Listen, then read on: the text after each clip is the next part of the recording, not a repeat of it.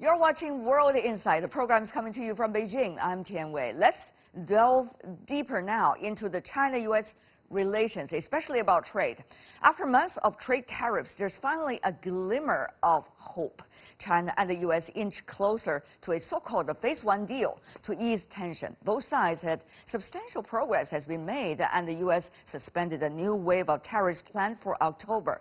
Building on the progress of last week's trade talks, the Chinese Ministry of Commerce Thursday said areas like agriculture, intellectual property, and technology transfer looking promising. Real progress or a case of deja vu? Well, that's an important question. So what's the principle of what have been agreed upon, and what sticking points need to be ironed out? Earlier, I talked to Professor Jia Qingguo, a professor at Peking University School of International Studies, who has been very active on the field of China-U.S. relations. Here, his take. Take a look.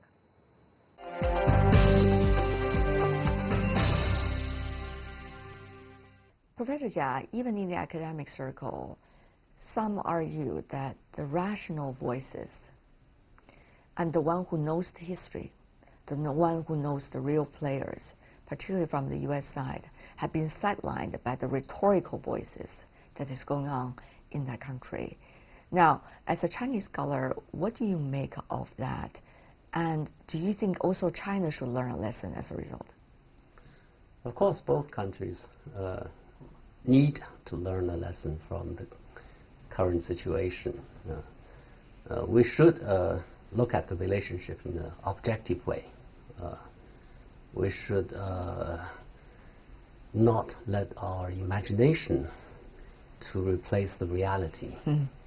I think the relationship is very complicated. There are conflicts, there are differences, but there are also shared interests and also shared goodwill. We need to take a balanced view, and you need to have people who are really knowledgeable of the relationship to play a larger role in shaping the relationship. There were earlier letter, a letter signed by more than 100 scholars from the United States who knows China very well throughout decades. But as welcomed as that letter is here in this part of the world, it may not necessarily made a splash as much as they expected inside the United States. So once again, Professor, I have to pose these difficult questions to you. How can you change the other side? Is it possible? I think probably things would get worse, and then people on both sides will suffer somewhat. And then people will realize, when they calm down, that you can't let it happen this way. Okay? You have to somehow be pragmatic and be objective about the relationship, about our shared interests, about what we can do together, instead of just focusing on our differences and conflicts. But it is those who have an extreme view these days are the hot stars of the academic circle. Let's just say some of the voices you heard from the United States, whether it is Thucydides' trap or a theory that China and the United States will be strategically opponent to one another, those voices are easy to understand. And therefore, it seems that they got their views across to the public much easier than, let's just say, rational voices like yours. Well, this is unfortunate. I see a big sigh before you spoke out. But I think people are going through phases. For a certain period of time, such kind of voices can take the center stage and can galvanize a lot of people's attention. But it cannot do it for a long time. Over time, people would calm down and realize that things are not as simplistic as that. Reality is much more complicated. I think it may get worse for a while because people are in a sort of emotional stage and they are imagining things. But over time, they'll realize, this kind of approach is too simplistic, and we need to look at the facts. We need to be pragmatic if we want to avoid disasters, and also if we want to reap benefits from cooperation and partnership. But Professor Jia, let's focus on some of these realistic issues. trade negotiation, the issue of Taiwan and others, different aspects. About trade, what do you expect near future, this year, let's just say? I think we are going to have a sort of agreement on the first stage of negotiation, first phase, a limited agreement. But then the two countries probably would engage in the second stage of negotiations. But it's going to be very difficult to make a progress. There has to be a compromise. But then on the part of the Trump administration, it feels it's difficult to make a compromise. Why? It's election time, you know. You want to be tough on China, right. and also the Democrats want to compete with the ruling party to be tougher on China. So the political atmosphere probably does not contribute to a compromising arrangement.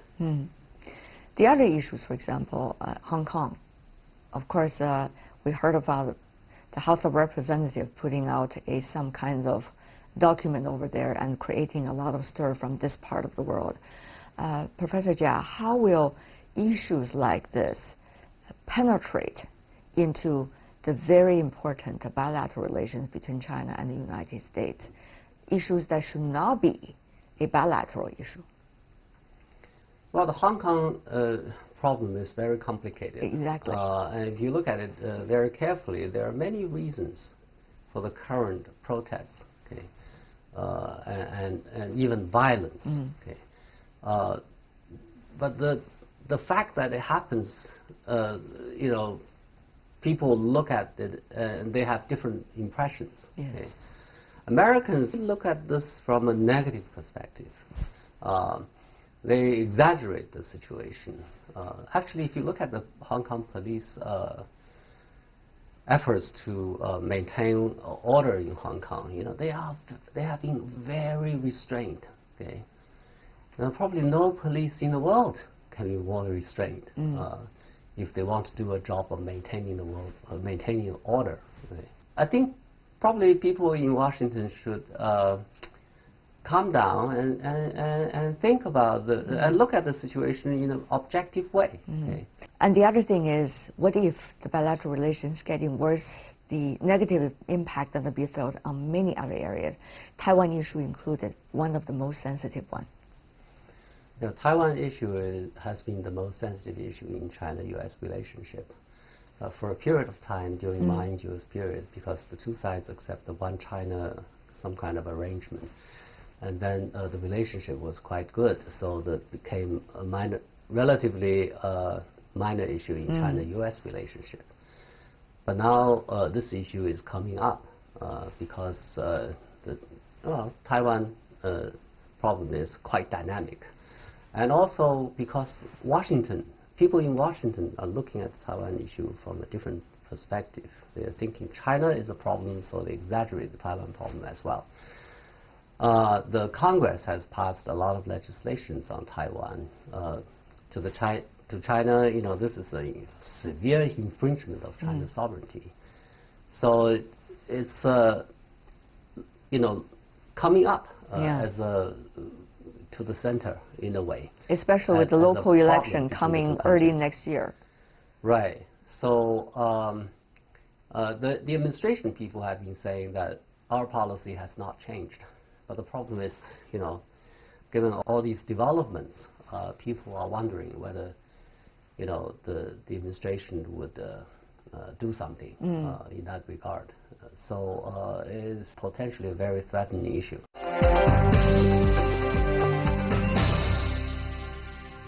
Because you are an important scholar in China on China-U.S. relations, policymakers also seek advice from academic circles as well. What would you say if you are being asked, what's the best advice in terms of how should China face this very complicated, unprecedented, some would even say, relationship between China and the United States? Well, first of all,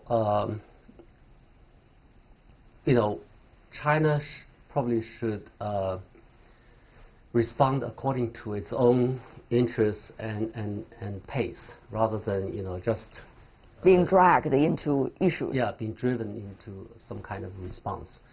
And secondly, I think China probably should be more focused on domestic issues and try to fix its own problems. And then, the world has become more uncertain in part because of the Trump administration. A lot of uncertainties.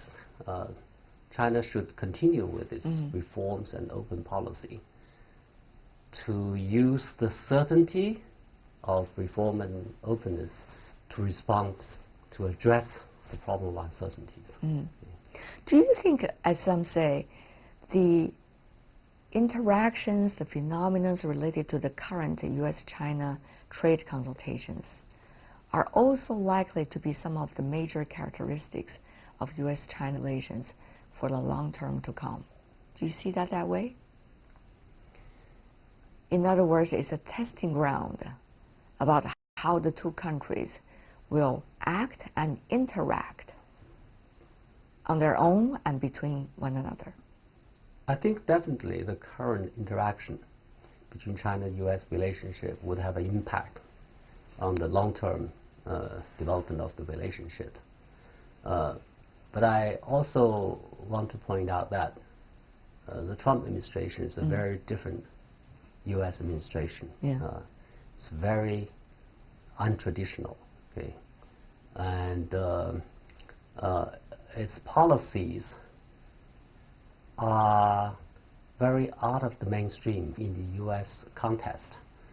So probably if we have another kind of administration, then things would move back significantly. But of course, it will not be the same again.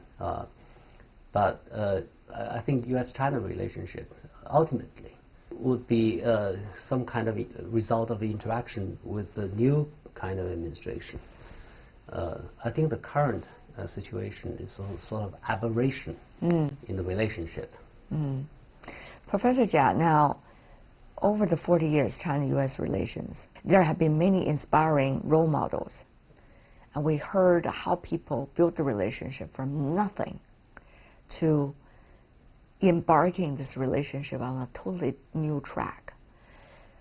Now, many say it's about interests, which united the two countries together originally. Can we still find those interests today, Professor? Of course. I mean, after so many years of interactions, after so many years of developing the relationship, we have developed so many stakes in the relationship. Among other things, both China and the U.S. are big countries. U.S. has been a superpower. China may become one. We increasingly share the same kind of interests of maintaining the world order, because we can only protect our interests by maintaining the international order. We are too big. We cannot take a free ride anymore. And in order to maintain the international order, which is a very costly business, we need other countries' help. Okay? Especially, we need to make good use of other countries' resources to help us to maintain the international order, so that we are not going to be dragged down by the cost of maintaining the international order. And who else can be a better partner? Okay? China and the U.S. to each other. We are best partners because we have a lot of resources. We are all stakeholders. We need to, if we can cooperate, we can do a lot of things together. If we don't cooperate, we'll squander our resources at each other. A lot of things cannot be accomplished. So, among other things, this is one of our fundamental interests for cooperation. Young people are the people that you deal with on a daily basis, because you're a well-known professor on U.S.-China relations in Peking University. Many of your students are very enthusiastic about the topic. Many say, what's their generation going to face? You know, the one in their early 20s, and in terms of the nature of this relationship. What would you say, Professor Jia, are some of the most important qualities that these future researchers need to develop in order to contribute to a better friendship, if they can? I think our hope is with the young people as well, because well, they are the generation that have benefited tremendously from U.S.-China cooperation. Okay. And now they have many opportunities, among other things, to like travel, like studying in other countries, like you know, you enjoy the peace and stability of the world. So ultimately, they would treasure this. This is their interest to protect. Okay, and also over time they have developed friends and you know, understanding of the outside world much better than their previous generations. So I think they will figure out a way to manage our relationship in a more constructive manner. Last question, Professor Jia. From now till the end of the year, what do you consider as some of the most important parameters that we should study in order to get to know the real nature, at least the evolvement of nature, China-U.S. relations? I think the most important thing is this conceptualization of the relationship. Now, how you conceptualize the nature of our relationship. Are we stakeholders of the existing international order, or are we countries of different categories, fundamentally different, whose existence represents a threat to us? Okay. I think we need to make a choice. If we make the choice that we are stakeholders, I think we can cooperate. We can identify a lot of areas of interest and work on the basis of that, and then try to manage our differences as well. But if we think that we are countries of a different kind, that'll be a serious problem, because, as I said, countries of different kind is a mere existence, not even rise. Represents a threat. So it's time for us to think about this and try to make a sensible choice. Thank you, Professor. Thank you for your input and insight. Really appreciate it. Thank you. Thank you.